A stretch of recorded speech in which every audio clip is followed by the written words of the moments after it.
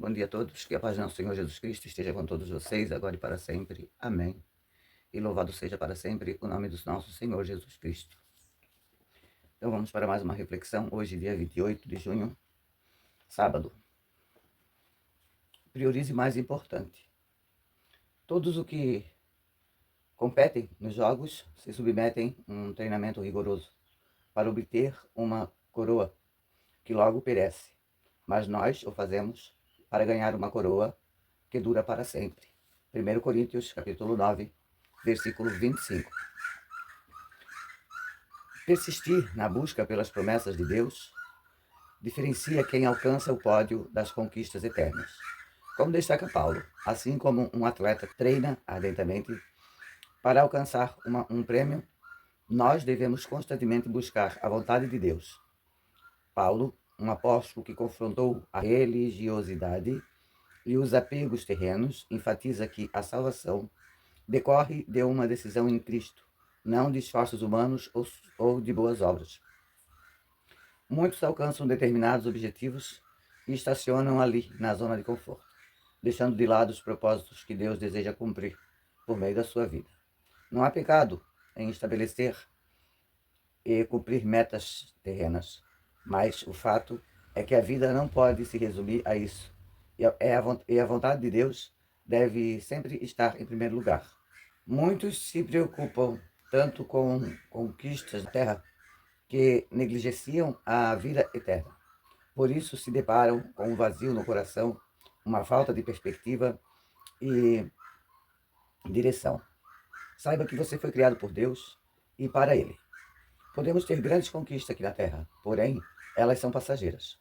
Sábio é aquele que conquista as coisas eternas. Jesus disse: não acumulem para você tesouros na terra, onde a traça e a ferrugem destrói, e onde os ladrões roubam e furtam. Mas acumulem para vocês tesouro nos céus, onde a traça e a ferrugem não destrói, e onde os ladrões não arrombam nem furtam. Pois onde estiver o tesouro, aí também estará o seu coração. Mateus capítulo 6, versículo 19 e 21. Deus provê condições para vivermos seus propósitos aqui, mas Ele não fará aquilo que cabe a nós fazer. No que cabe a você, se esforce, entregue-se completamente a Jesus e viva uma vida intensa de oração, pautada na palavra, pois assim, diariamente, Ele suprirá suas necessidades, apontará o caminho certo e preencherá completamente o seu coração. Assim você estará exatamente onde nasceu para estar, no centro da vontade de Deus. Quando a fé e a determinação, coisas grandes acontecem. Então é bem isso, né, gente? Quando a gente determina sempre Deus como centro da nossa vida, tudo de bom nos acontece, coisas boas nos acontecem. O que o apóstolo Paulo nos quer dizer, né, na carta aos Coríntios, que ele usa a metáfora esportiva para ilustrar a importância da disciplina e do autocontrole da vida cristã.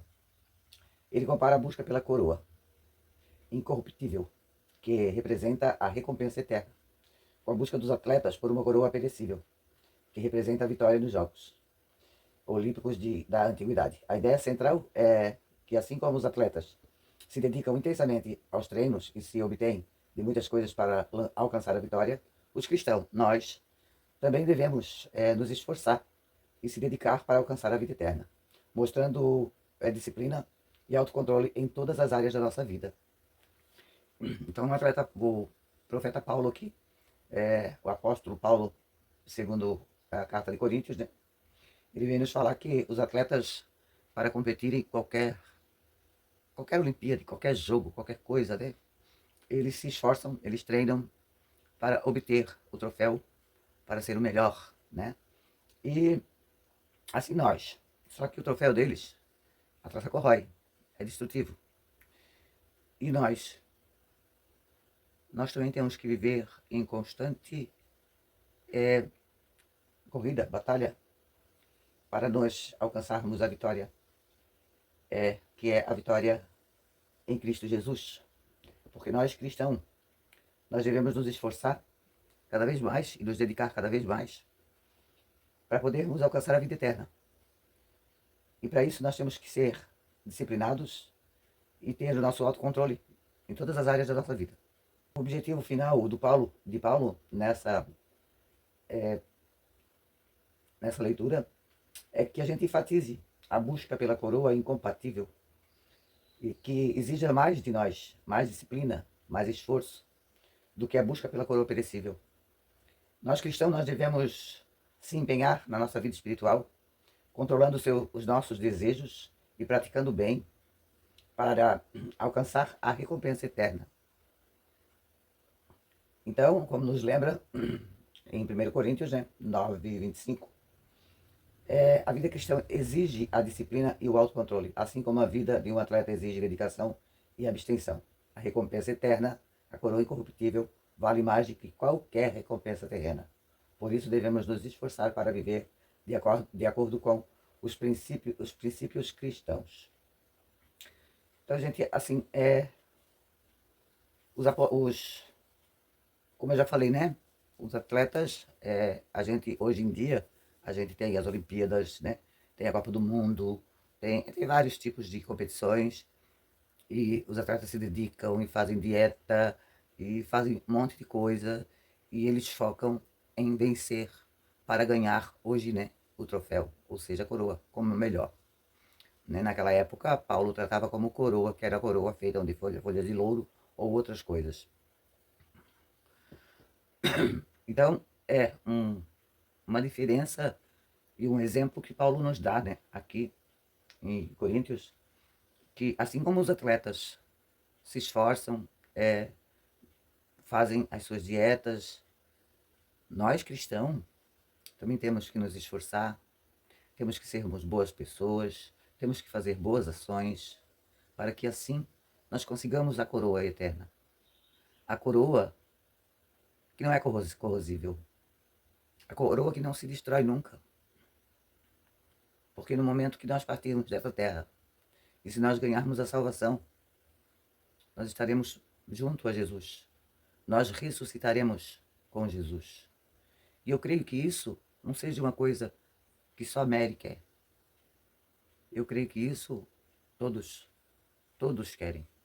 Até mesmo as pessoas que não buscam a Jesus. Que dizem ter fé, mas não buscam a Jesus. Talvez não façam oração, talvez nunca colocaram o pé dentro de uma igreja, mas eu acho que todos querem. Todos almejam a salvação. E para isso nós temos que estar preparados. Nós temos que estar nessa competição. Não competindo cristão contra cristão, mas contra nós mesmos.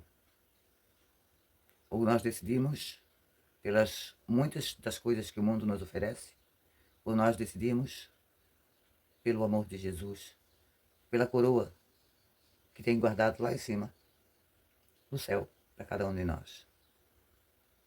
Então, é muito lindo, né? Eu amo ler a carta de Coríntios, porque ela nos enfatiza coisas, assim, muito, muito importantes e, e, e que nos traz, assim, uma sabedoria muito boa, né?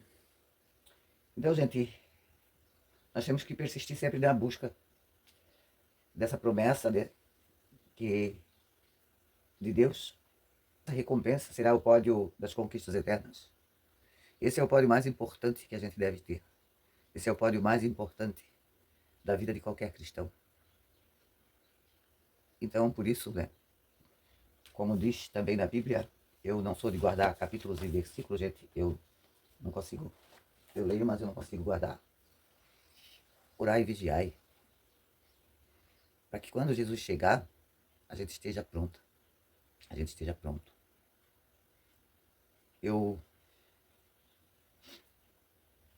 Agora eu vou sair um pouquinho ali. Eu tô com muita dor, gente. Muita dor. Eu até tentei ir lá fora para fazer reflexão lá. Não teve condição, não. É muita dor no meu joelho. É uma dor assim, sabe? Incomoda muito. Nessas horas assim, eu penso que vou parar com tudo, sabe? Porque antes mesmo com a minha deficiência física na perna esquerda, eu conseguia fazer uma coisa ou outra. Né? Eu me animava um pouquinho, eu podia ir até na casa da minha mãe. Agora já tem dias que eu não vejo minha mãe. A minha cirurgia vai fazer um mês agora, em segunda-feira. Mas, gente, foi cirurgia de vídeo. Foi 2 furinhos, 2 pequenos no joelho. A minha ex-cunhada, ela fez essa cirurgia também. E ela, no outro dia, ela já estava ótima. E eu tô fazendo repouso normal. Tô fazendo o que o médico mandou, de caminhar um pouquinho. Colocar bolsa de gelo. Tomei um monte de medicação. Mas, no entanto, a dor ontem mesmo eu estava conversando com a Juscelene do Juscelene Vlogs de Rotina. Quem não for inscrito, eu peço que visite o canal dela. Que dê uma força para ela, que ela está quase monetizando, né? E estava conversando também com a Corrinha, do Cantinho da Família. Que tem horas que a gente fica muito revoltado. A gente fica, sei lá, triste. Eu não sei explicar, sabe? Porque eu não gosto dessa coisa de ficar em cama, eu não gosto dessa coisa de ficar... até pra mim ficar no sofá, a dor é muito forte. Eu coloco um puff, meu marido coloca um puff, coloca uma almofada em cima do puff, me estica a perna. Mas mesmo assim não dá. E na cama eu tenho que viver procurando posição. Agora, por exemplo, ela está em cima, a minha perna está em cima de um travesseiro. Então, assim, ó, hoje eu creio que não vai ter vídeo, né, no canal, vai ser só a reflexão. E não sei também quando que eu vou poder fazer vídeo, porque na situação que eu tô, tá meio complicado. Segunda-feira eu começo a fazer fisioterapia, 8 horas da manhã. Talvez segunda-feira, dependendo do horário que eu acordar, né, a reflexão vai ficar para mais tarde. E assim, tá bem complicado, tá? Tá bem complicado. Ah, mas é por causa do tempo, é por causa do frio, é por causa disso, é por causa daquilo. Não, gente, não é. Não é porque eu não comecei a sofrer agora. Não comecei a sofrer agora. Eu sofro desde 2011 com dores. Na lista de espera para fazer uma cirurgia na coluna lombar. Então, quando veio a minha primeira cirurgia da coluna lombar, nossa, pra mim foi uma alegria. Pensei, vou operar, vou ficar boa, vou voltar a trabalhar, vou voltar a exercer o cargo que eu escolhi, que era meu sonho de infância. Vou poder cuidar mais da minha casa. Vou poder ir na igreja, vou poder voltar a trabalhar na igreja. E, no entanto, primeira cirurgia que destruiu comigo. Foi em novembro de 2022, a primeira cirurgia. E dali, eu só fui decaindo cada vez mais, sentindo cada vez mais dores. Perdi 20 quilos e a dor era constante. Eu não tinha posição para ficar, eu só tinha um ladinho que eu ficava sentada de lado para não sentir tanta dor. E até que comecei a procurar, investigar o porquê. Eu estava com aquelas dores todas. Da minha cintura para baixo não tinha que não doía. Eu investiguei. E eu não sou médica, mas a gente também não é burra, né? Não para ver a imagem, mas o laudo a gente entende um pouco, né? Então eu fiz uma ressonância na minha coluna lombar, onde eu fiz a cirurgia. E deu que tinha peças soltas, e deu que eu tinha perdido a cartilagem. Isso foi que eu entendi. Daí eu levei no médico, que foi quem descobriu o meu problema. Que é o médico particular, né? Então ele pediu para mim uma tomografia. Eu já sabia que ele ia pedir, porque na ressonância estava pedindo, né? Para ter a certeza. Fiz a tomografia. Ele, sabendo que eu não tinha condições de fazer uma cirurgia particular, ele me aconselhou a procurar o médico que me operou, levando a tomografia e a ressonância para ver o que ele ia fazer comigo, né? Afinal de contas, foi ele que me operou. Então, esse outro médico particular, ele falou para mim: Dona Mary, a senhora tem uma peça solta que já saiu lá da sua coluna e está atrás da sua coluna, ou seja, está na sua frente. E essa peça que está fazendo toda essa dor da senhora. Claro que a senhora também perdeu cartilagem, né? Então, mas eu vou deixar que o médico que a senhora operou fale para a senhora. A senhora procura consultar com ele. Eu liguei para o hospital onde eu fui operada, que foi pelo SUS, né? Consegui a consulta com ele. Gente, a sala tinha 2 portas, uma onde o médico entrava, uma onde o paciente entrava. Tinha uma mesinha no canto, onde ficava o outro médico, que ficava atendendo os pacientes. Ele me chamou, eu fui na sala. pelos braços do meu marido, tá? Porque eu não tinha força para nada. E ele não olhou o laudo, gente. Um médico cirurgião ortopédico. Quer dizer, ele não olhou a imagem. O médico, quando é bom, ele não olha laudo, ele olha a imagem. Então ele não olhou a imagem, olhou o laudo. E ainda teve coragem de dizer para mim que eu não tinha peça solta. Tanto que, na tomografia como na ressonância, estava falando que eu tinha peça solta. E ele simplesmente falou para mim: tu perdeu a cartilagem. Os teus parafusos estão todos como se estivesse enterrado em um isopor. Tu não tem nenhuma peça solta. Bem assim, tá? Mas no momento que ele olhou o laudo de um dos meus exames, que eu não sei qual dos dois que ele olhou, ele ficou branco, igual a minha cabeceira da cama. Daí ele só olhou e disse: tu tem que ser reoperada. Bem, eu pensei que na hora ele já ia dar as folhas, né, pra mim já encaminhar pra cirurgia. Ele pegou, olhou pro outro médico que estava do lado e falou assim: faz os papéis para ela ir pra cirurgia lombar de artrodese.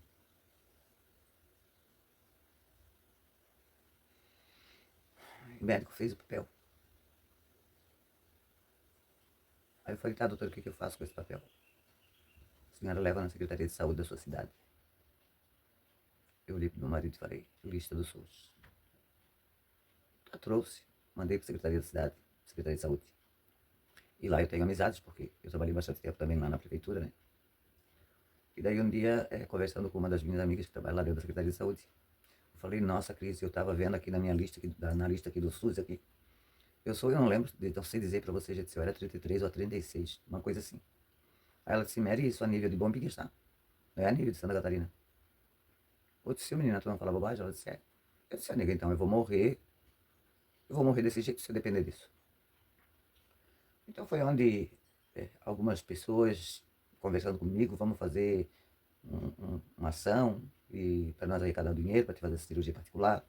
No entanto, gente, eu tive ajuda de muita gente. Muita gente me ajudou, pessoas daqui, pessoas de fora, pessoas que são clientes meus de aluguel de casa. Muita gente me ajudou. E eu consegui quase o valor todo da cirurgia. Eram 74 mil. Só nas minhas costas. Eu tenho 40 e poucos mil de peça. Aí quer dizer, foi mais uma esperança que no fim foi frustrada. Porque eu fiz a cirurgia no hospital particular, claro, da Unimed. E eu fiquei com a perna dormente. Eu não senti dor nenhuma, gente. Minha cirurgia foi pela frente. Eu não senti dor nenhuma, parecia assim que eu tinha simplesmente feito uma cesariana. Daí eu falei pro médico: doutor, eu tô com minha perna esquerda dormente e meu pé esquerdo dormente. Ele não quis me falar nada na hora, né? Pra ver se isso iria mudar. Eu saí do hospital e não conseguia andar sozinha. Eu precisava de uma ajuda de um andador. Eu fiquei acho que uns 10, 15 dias assim em casa também, andando com a ajuda do andador. Porque se eu firmasse meu pé no chão, meu pé esquerdo, eu cairia. E a perna continua dormente e o pé continua dormente até hoje, né? Então, em uma das consultas que eu tive com ele, muitos remédios, muitos tipos de remédios me deram por causa de dores. Muitos, muitos, muitos. Mas nenhum resultou em nada. Cannabis, eu tomei. Foi mesmo que tomar água pura. Morfina mais forte, eu tomei. A mais forte que existe. Foi a última cartada dele. Foi a morfina mais forte que existe. Eu tenho uma dor terrível onde está as peças. E do meu quadril esquerdo, na perna esquerda inteira. Mas a perna esquerda, ela tem uma dormência dolorida. E no quadril, então, que é onde é o ciático, dependendo a posição que eu fico ou que eu mexo com a minha perna, ela dá uma dor terrível. Então, mais uma esperança frustrada. Porque daí, eu lembro quando foi em dezembro do ano passado, que em janeiro já ia fazer um ano da minha cirurgia, eu falei com o médico.